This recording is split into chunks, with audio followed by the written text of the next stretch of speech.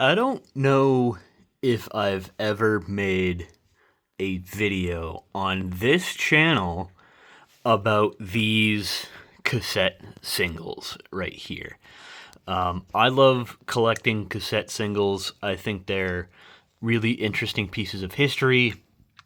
Um, because back in the day, if a band, say like Poison or Foreigner, were coming out with a new album and they wanted to release a few singles from it, they would use one of these. This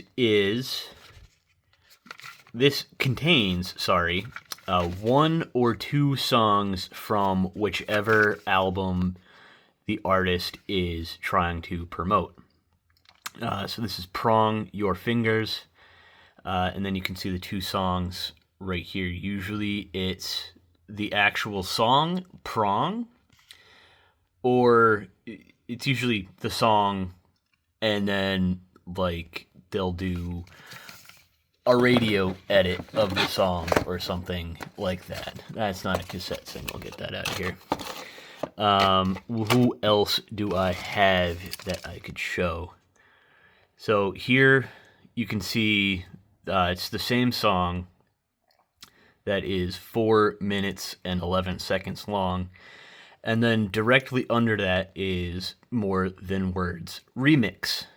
So it would usually be one song, and then on one side, right? And then the B side would be the other, it would be the remix version of that song, More Than Words.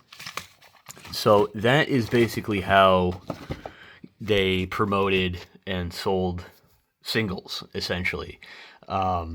Now, I personally believe that these would have been given to radio stations. Let's take a look at Foreigners here. If you guys want to read this information, just stop the video or pause the video and you guys can read through it.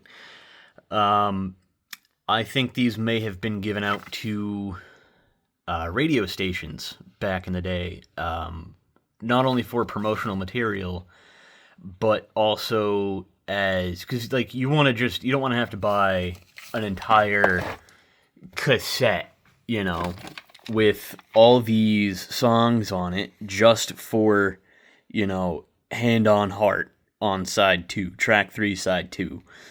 So that means you're going to have to either fast forward or rewind the cassette to get to the tape you wanted, or to get to the song you wanted, rather. Whereas just with something like this, let's pull out Atlas. This is also a colored cassette, too. When you could just pull out a cassette that already has the song you want to play on it. So they look like any other cassette. So this is side 2. And you can say what I want to say on that side. And then More Than Words can say on side 1.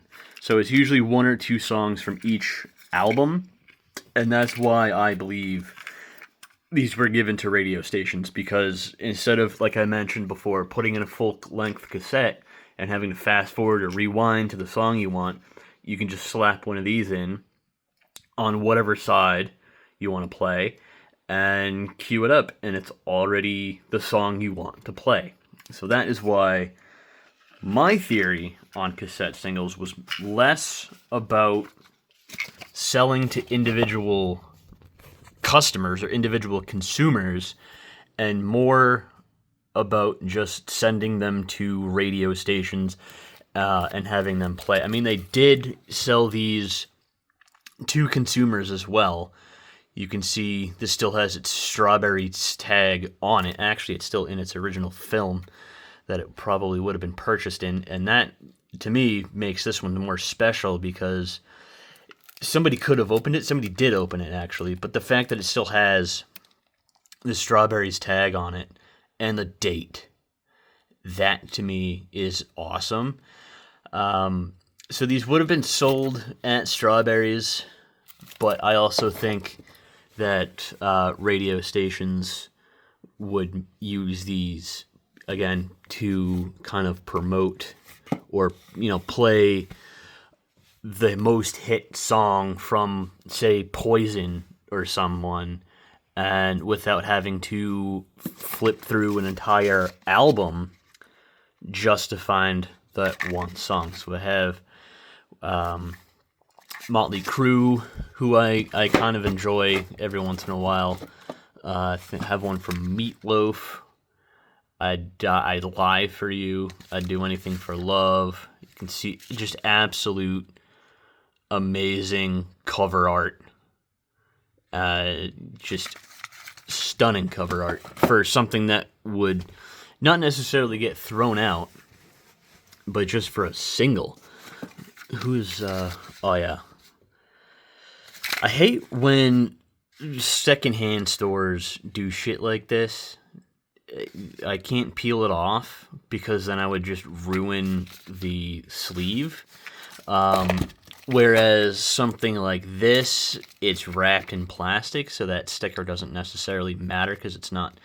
There's a layer of plastic between the actual sleeve and the adhesive on the sticker.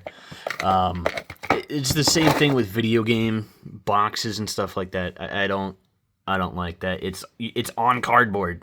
Please, like, secondhand store owners, please, if there's a better way to put stickers on. I know you got to price them, right? But there's got to be a better way to, or at least a good way to remove that, because I don't want to ruin.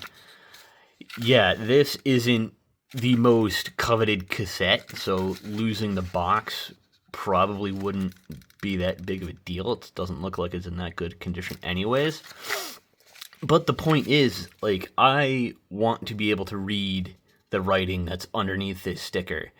And I never will be. Because, like I said, if I take the sticker off, the box is probably just going to get ruined. I don't want to take that chance. On plastic jewel cases, it's fine. But I love the cardboard sleeves of the cassette singles.